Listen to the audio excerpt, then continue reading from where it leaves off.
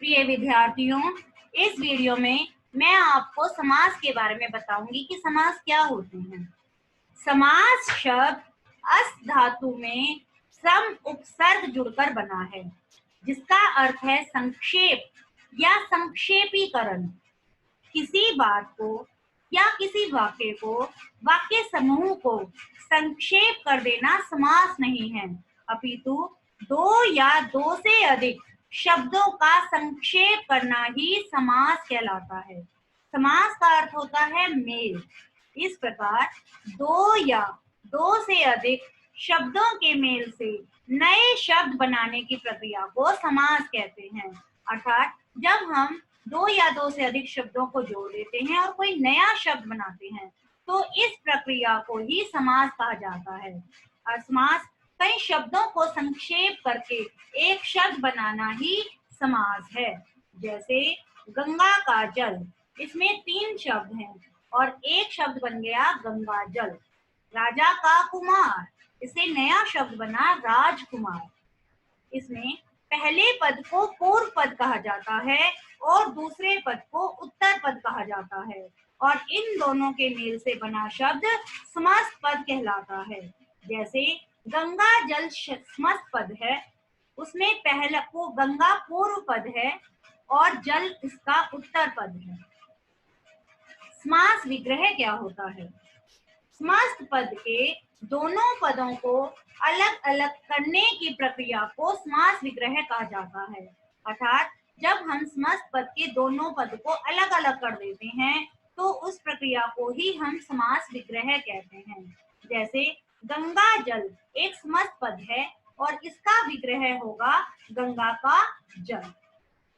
आइए अब हम समास के भेदों के बारे में जानते हैं। समास के मुख्यतः 4 भेद होते हैं। नंबर 1 अव्ययी भाव समास, नंबर 2 तत्पुरुष समास, नंबर 3 द्वंद्व समास और नंबर 4 होता है बहुव्रीहि समास। अव्ययी भाव समास क्या होता है? अव्यय का अर्थ होता है अविकारी। ऐसे शब्द जिनमें संज्ञा, सर्वनाम, विशेषण और क्रिया के आधार पर कोई परिवर्तन नहीं आता, उन शब्दों को हम अव्यय कहते हैं।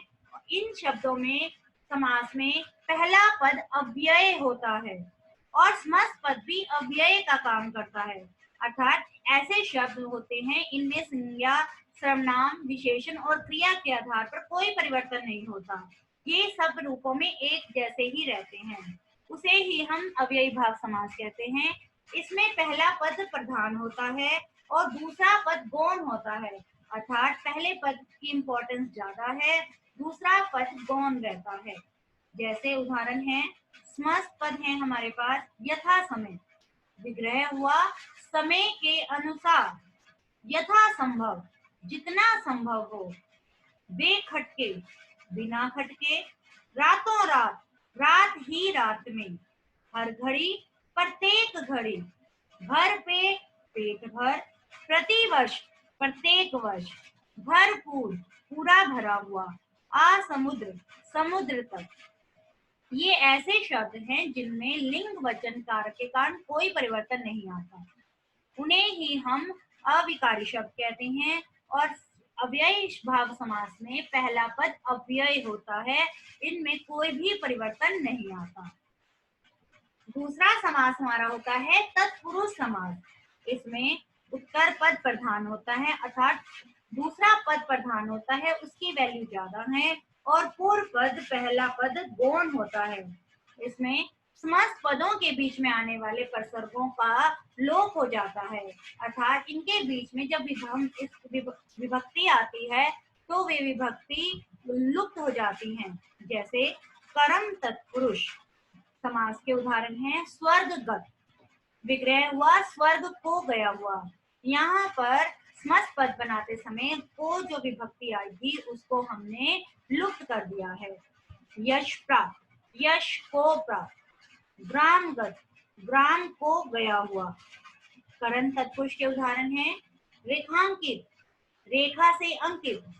भूखमरा, भूख से मरा। शोकाकुल, शोक से आकुल। इसमें हमने से विभक्ति का प्रयोग किया है। करण तत्पुरुष में से विभक्ति आती है और समस्त पद बनाते समय हम उसको लुप्त कर देते हैं। संप्रदान तत्पुरुष, इसका विभक्ति चिन्ह होता है के लिए, जैसे युद्ध भूमि, युद्ध के लिए भूमि। रसोई घर, रसोई के लिए घर। गुरु दक्षिणा, गुरु के लिए दक्षिणा। यहाँ पर के लिए विभक्ति का लोप हो जाता है। अपादान तत्पुरुष, इसका विभक्ति चिन्ह होता है से। इसमें एक वस्तु का दूसरी वस्तु से जुदाई हो जाती है, अलगाव पाया जाता है। जैसे देश निकाला, देश से निकालना, किसी को देश से अलग कर दिया गया है। धनहीन, धन से हीन। ऋण मुक्त, ऋण से मुक्त।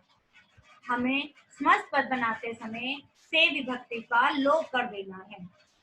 संबंध तत्पुरुष, इसका विभक्ति चिन्ह होता है का के की।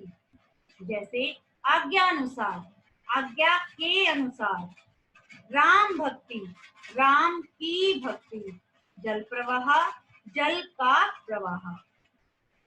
अगला उदाहरण है हमारे पास अधिकरण तत्पुरुष, इसका विभक्ति चिन्ह होता है में और पर। समस्त पद बनाते समय हम में और पर विभक्ति को लोप कर देते हैं। जैसे दानवीर, दान में वीर। घुड़सवार, घोड़े पर सवार। गृह प्रवेश, गृह में प्रवेश। तत्पर समास के अन्य भेद भी होते हैं। तत्पर समास के दो अन्य भेद होते हैं। पहला होता है कर्मधारय समास और दूसरा होता है द्विगु समास। कर्मधारय समास, जहाँ पूर्व पद और उत्तर पद के मध्य विशेषण, विशेष्य अथवा उपमान और उपमेय का संबंध होता है, वहाँ कर्मधारय समास होता है। इसमें पहला पद विशेषण और दूसरा पद विशेष्य होता है, अथवा एक पद उपमान और दूसरा पद उपमेय होता है। कहने का अभिप्राय ये है कि समस्त पद के जो दो पद होते हैं, पूर्व पद और उत्तर पद, उन दोनों में या तो विशेषण और विशेष्य का संबंध होता है या फिर उसमें उपमान और उपमेय होता है। जैसे नील कमल, समास विग्रह होगा नीला है जो कमल।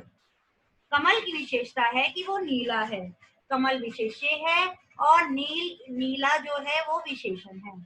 महाजन, महान है जो जन। रेलगाड़ी, रेल पर चलती है जो गाड़ी। महादेव, महान है जो देव। पंचक्की, पानी से चलती है जो चक्की। इन पांचों उदाहरणों में विशेषण और विशेष्य का संबंध था। अब कनकलता, कनक के समान लता, यहाँ इसमें उपमान और उपमेय का संबंध है। चरण कमल, कमल रूपी चरण, चरण की कमल से तुलना की गई है। घन श्याम, घन के समान श्याम। नरसिंह, सिंह रूपी नर। विद्याधन, विद्या रूपी धन।